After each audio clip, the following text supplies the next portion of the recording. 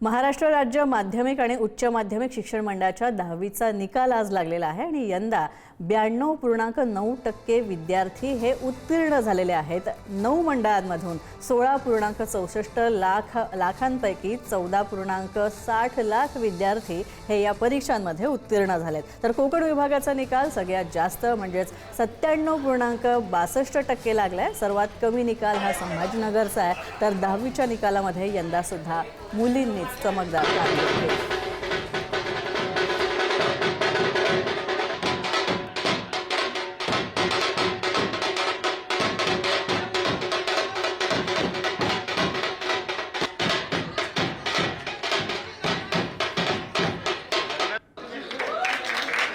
निकाल लागलेले आहेत आणि 100 पैकी 100 गुण मिळवणारे विद्यार्थी आपल्यासोबत। मला तुझं पूर्ण नाव सांग, शाळेचं नाव सांग आणि काय तुझी पहिली प्रतिक्रिया? मी ओजस्वी अमोल ओगले, माधव सदाशिव गोळवलकर गुरुजी विद्यालयाची विद्यार्थिनी आहे आणि माझी पहिली प्रतिक्रिया म्हणजे खरं तर मला अश्रू अनावर झालेले। म्हणजे माझी अपेक्षा होती तशी 100% गुणांची, पण त्यानुसार मिळाल्यानंतर खूपच आनंद झाला। म्हणजे मस्त वाटलं। कसा अभ्यास केला वर्षभर, कशी तू तयारी केलेली होतीस आणि काय सांगशील या निमित्त? मी अभ्यास म्हणजे सगळ्या शिक्षकांनी वर्गात काय सांगितलंय ते ऐकणं सगळ्यात महत्त्वाचं असतं। जे मी मनापासून करायचा प्रयत्न केला वर्षभर। शिक्षकांनी जे शिकवलं ते सगळं व्यवस्थित लिहून घेणं, त्यानुसार वागणं, अभ्यास करणं आणि त्याशिवाय मग एक्स्ट्रा आपला जो अभ्यास असतो घरचा 2-3 तास असा पूर्ण अभ्यासाला वेळ देणं आणि त्याबरोबर एक्स्ट्रा करिक्युलर ॲक्टिव्हिटीज चालू ठेवणं। आता पुढचं काय ध्येय असणार आहे, काय ठरवलेलं आहे, तो पुढे काय करायचं आहे? मला सायन्स घ्यायचं आहे आणि मला रिसर्च फील्डमध्ये जाण्याची इच्छा आहे।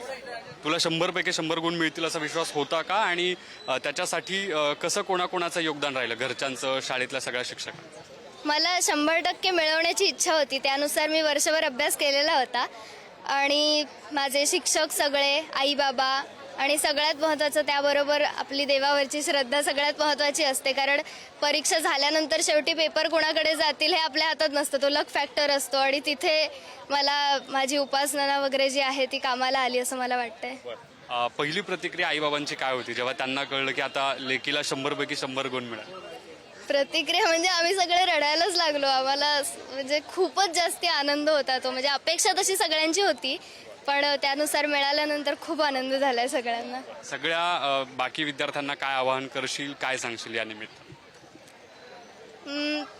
स्वतःचा अभ्यास तर सगळेजण करतात, पण महत्त्वाचं असतं शिक्षकांचं ऐकणं। ते बरेच जण लाईटली घेतात, म्हणजे फारसं वर्गात लक्ष न देणं, वेळच्या वेळी अभ्यास न करणं वगैरे असेल तर ते करण्यात अर्थ नाही। म्हणजे आमच्या शाळेमध्ये आता आम्हाला इंग्लिशला दररोज CNB लिहायला दिली आहे आणि गणिताच्या ताईंनी 4 सम्स म्हणजे रोज 4 गणितं सोडवायची। तर मुलं ती एकदम शेवटी करायला लागतात, वही फक्त पूर्ण करायची म्हणून।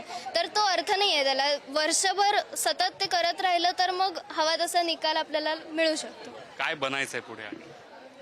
तसं अजून काही ठरवलं नाही आहे। कदाचित म्हणजे मला डॉक्टर व्हायला आवडेल। म्हणजे मी म्हटलं तसं रिसर्च फील्ड, म्हणजे नुसती डॉक्टर म्हणजे प्रॅक्टिसिंग डॉक्टर नव्हता, त्याच्यामध्ये रिसर्च करायचं आहे। व्हिडिओ जर्नलिस्ट सचिन समित, ज्ञानेश्वर चौकमल, पुढारी न्यूज, पुणे।